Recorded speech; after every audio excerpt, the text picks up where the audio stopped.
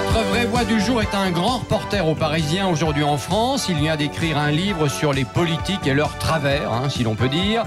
J'ai adoré. Oui, j'ai adoré parce que j'aime bien, parce que je suis voyeur, donc ça m'intéresse de savoir un petit peu. C'est bien, on en apprend des choses. Ce qu'ils cachent les uns les autres. J'aime bien Il est cocu et voyeur. Voilà, c'est la totale. J'aime bien la presse people, donc ça se rapproche un petit peu, mais évidemment c'est beaucoup plus haut de gamme. J'aime bien les ragots, et là aussi, bon voilà, vous comprenez ce que je veux dire. Donc, j'ai dévoré ce livre, Les péchés capitaux de la politique, chez Flammarion, écrit par notre ami journaliste Olivier Beaumont est avec nous. Bonsoir. Bonsoir à tous. Merci Olivier d'être avec nous dans Les Vraies Voix sur Sud Radio. Alors Olivier, on va donc parler de ce livre, Les péchés capitaux de la politique, sexe, argent, pouvoir, vanité, colère et paresse, les 6 péchés capitaux si je puis dire.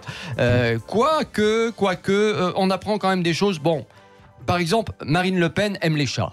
Oui. Ça, c'est pas une nouveauté, on l'avait déjà entendu quelque part. Par contre, là où ça se corse, c'est que ce ne sont pas n'importe quel chat. C'est des chats de luxe, des chats de luxe. Des chats de race, des chats racés, ouais. Et notamment les chats Savannah, les chats Bengale. Et je rapporte notamment dans le livre cette anecdote. Alors Marine Le Pen, elle est dans le chapitre notamment de l'avarice avec son père, Jean-Marie Le Pen, qui est toujours très près de ses sous. Et en effet, je raconte cette scène où elle rêve d'avoir un chat Savannah. Un chat Savannah, ça coûte grosso modo 4 500, 5 000 euros. Donc c'est pas une petite somme quand même.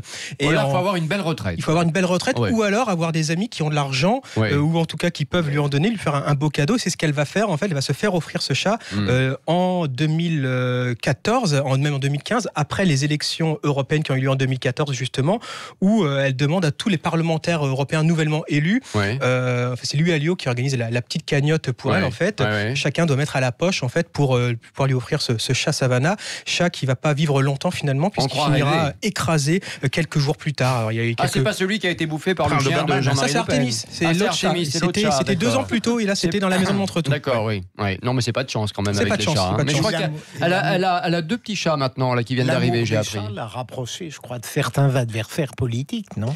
C'est un bestiaire politique aussi, donc le monde politique, donc et puis c'est un monde de fauves, donc c'est très brutal. Donc bien sûr aussi, Florian Philippot aimait beaucoup les chats aussi, ça on se souvient de photos des deux qui prenaient. Dominique Strauss-Kahn aussi. Ah ça je savais pas. C'était les chats ou les chattes lui ? C'est les chats.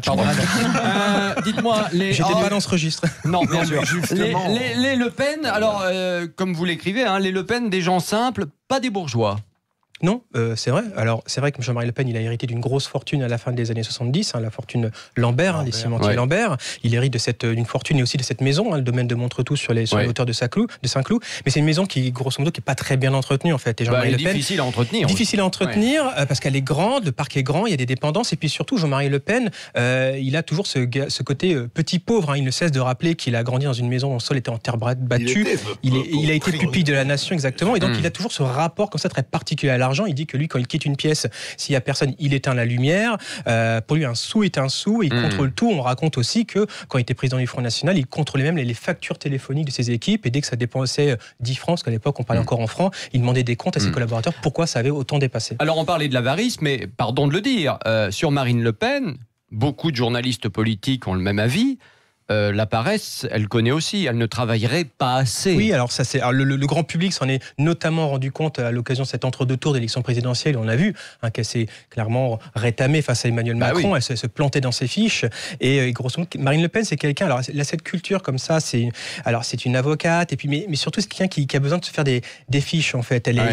C'est quelqu'un de laborieux physiquement, c'est-à-dire qu'elle n'hésite pas à aller un peu partout sur le terrain pour faire des meetings et tout. Mais par contre, quand il s'agit de travailler sur le fond, elle compte beaucoup sur ses collaborateurs. Et il y a notamment une de ces scènes comme ça qui m'a été rapportée par Bernard Monod, qui a quitté le RN depuis, et qui lui fournit une note justement sur les conséquences de la sortie de la France de l'Union européenne, sur les conséquences économiques notamment. Et donc c'est une note qui a été rédigée notamment par des experts de la Banque Centrale Européenne, la Banque de France, quelque chose de très sérieux. Ça fait 20 pages, il lui donne, et 2 jours plus tard, il lui envoie un message, il lui dit: est-ce que tu l'as lu ? Qu'est-ce que tu en penses ?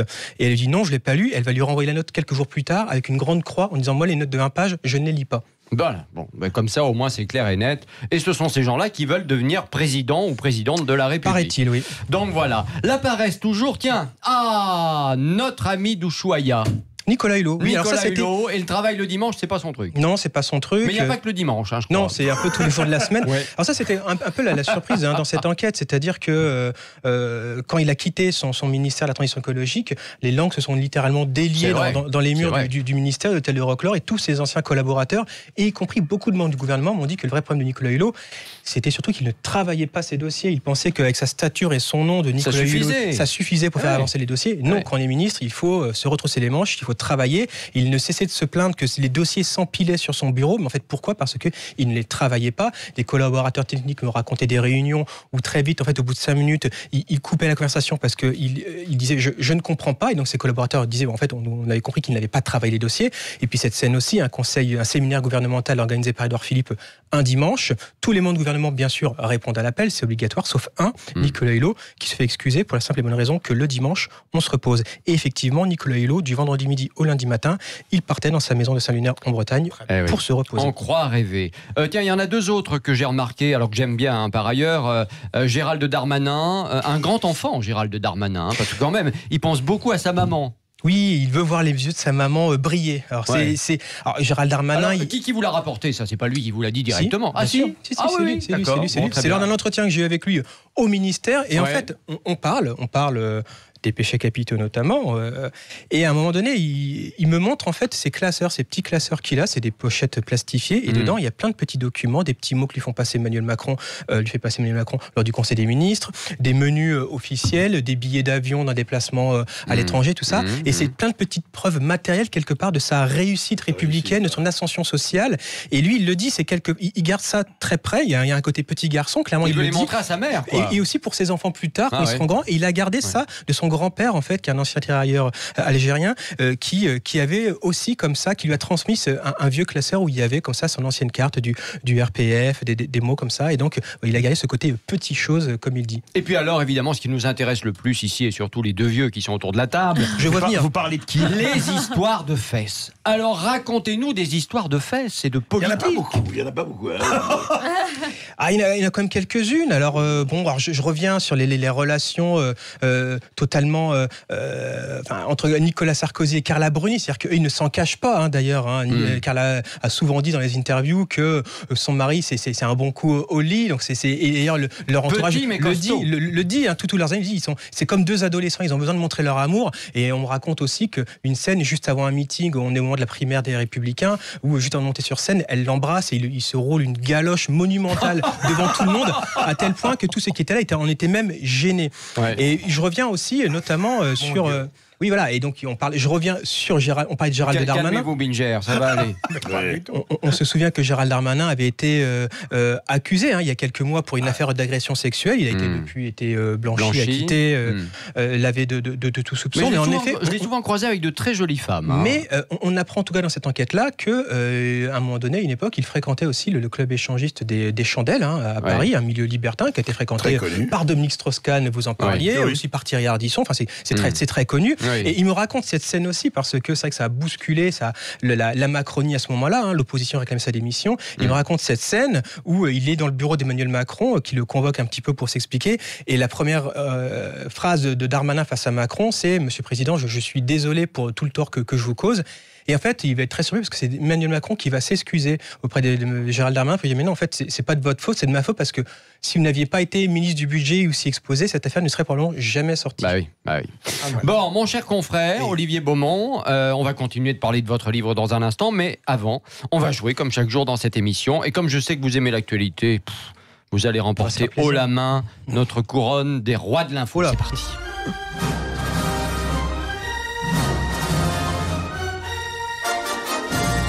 Le principe est simple, une question, 3 réponses, une seule est bonne et évidemment le plus rapide remporte notre beau trophée puisque tout le monde joue, mais en priorité quand même notre ami Olivier Beaumont. Première info, l'école Jules Ferry à Saint-Pierre-d'Alvar en Isère devait voir ses 11 classes fermées à la rentrée suite à une baisse d'effectifs. Et le personnel a trouvé une solution pour l'éviter, mais alors laquelle? Est-ce qu'ils ont envoyé une vidéo des élèves demandant de l'aide à Emmanuel Macron? Est-ce qu'ils ont inscrit des moutons pour remplacer des élèves? Ou est-ce qu'ils ont organisé une loterie géante pour récolter des fonds pour sauver l'école? Les moutons. Oui, les moutons sont Allez, Beaumont. C'est le privilège de l'invité, ça. Le racisme de cette émission. Mais laissez Beaumont Discrimination répondre. positive. Mais oui, évidemment. La Deuxième- place aux jeunes. On le donne à Olivier. La place aux jeunes. Deuxième info, toujours 3 propositions. Une pizzeria de Springtown au Texas a dû fermer ses portes à cause de ses employés. Mais alors pourquoi ? Est-ce qu'ils trafiquaient de la drogue au sein de l'établissement ? Est-ce qu'ils avaient mis des laxatifs dans les pizzas ? Ou est-ce qu'ils avaient filmé les décolletés des clientes ? Oh, les laxatifs, c'est drôle. Oui, C'est ça. bravo. Et le pire, c'est qu'ils l'avaient même annoncé sur les réseaux sociaux. Donc évidemment, ils ont été licenciés. Et enfin, troisième info, un contrôle Ça de s'appelle évacuation précoce. Un contrôle de routine auprès d'une automobiliste de Floride fait énormément parler depuis quelques jours. Pourquoi ? Est-ce qu'elle a sorti de son pantalon des grenades ? Est-ce qu'elle a sorti de son pantalon un bébé alligator ou 50 sachets de Alligator. cocaïne ? Alligator. Eh oui, c'est Oui, fini. Binger, un point. Et il y avait aussi 41 tortues dans son coffre et l'enquête a été confiée à la commission Ah oui, locale il y en de a la qui pêche sont et de la prêtes à faune tout, sauvage. hein. Et en Ouais, effet, ouais, oui. absolument. And the winner is Olivier Beaumont, évidemment, et le roi de l'info Oh là là. du jour des vraies voix sur Sud Radio jusqu'à demain 17h. Bah, ça peut faire office de couronne, non? Ben voilà, Ah, bah voilà. on lui file. Allez, je la porte. Allez. Allez, Ah, il joue le un jeu. petit suis chapeau joueur, pointu. je suis joueur. Un petit chapeau pointu. Bravo. Est-ce que ça me va? Ça vous va comme un gant? Bon. Il C'est faut ce que qui le sur le s'appelle tutu. une tête à chapeau, ça s'appelle. Oui. Eh ben oui, Ah, voilà. mais Philippe Bilger a une tête à chapeau. Il va le remettre tout à l'heure. Allez, Olivier Beaumont est avec nous pour son livre Les péchés capitaux de la politique chez Flammarion. À tout de suite. Les vraies voix Sud Radio. Christophe Bordet. Les vraies voix sur Sud Radio avec notre vraie voix du jour, le grand reporter du Parisien aujourd'hui en France, Olivier Beaumont, pour son livre Les péchés capitaux de la politique chez Flammarion. Mon cher Olivier, les vraies voix vous mettent sur le grill. C'est parti avec Philippe Bilger par exemple. Olivier, Tiens. Oui. j'ai noté que dans les 7 péchés dont vous parlez, il y en a 2 qui me semblent pas totalement des défauts pour la classe politique. L'envie, qui est, semble-t-il, est le chapitre le plus important, et surtout l'orgueil. Vous considérez que l'orgueil, c'est un défaut ? Non, pas totalement, mais c'est vrai que dans ces questions d'orgueil et d'envie, ça renvoie à la question de l'ambition et aussi la question de l'ego.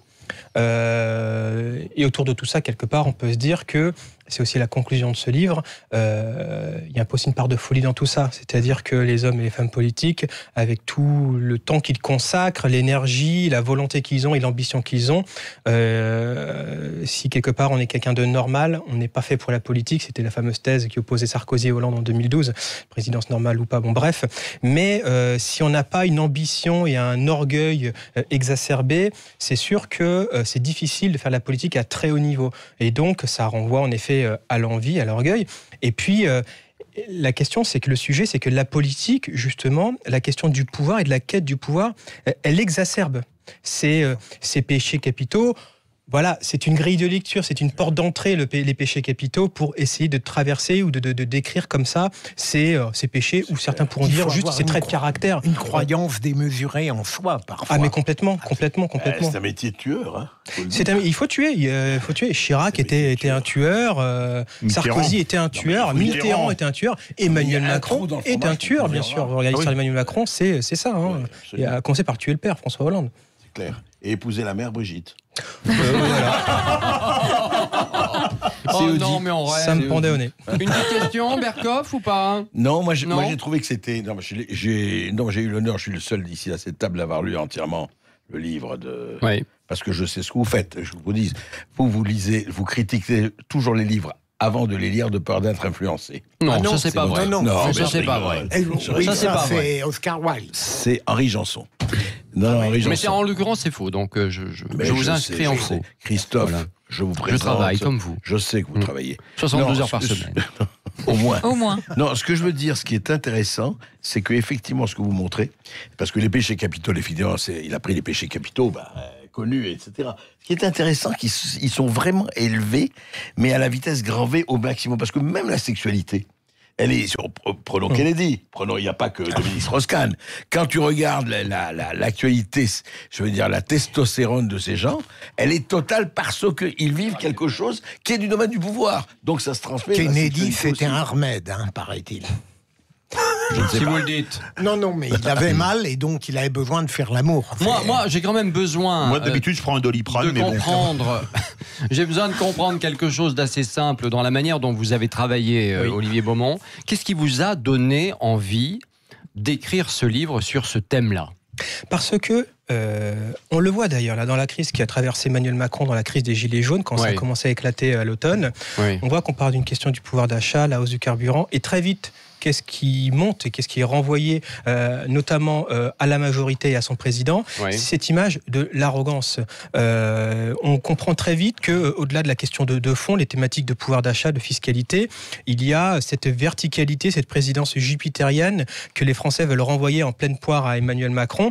Et donc, il y a cet anti-macronisme qui naît, comme on a pu connaître l'anti-sarkozysme à une époque. Et ça veut dire que la question des affects et des émotions, elle est centrale en politique. Et c'est pour ça aussi.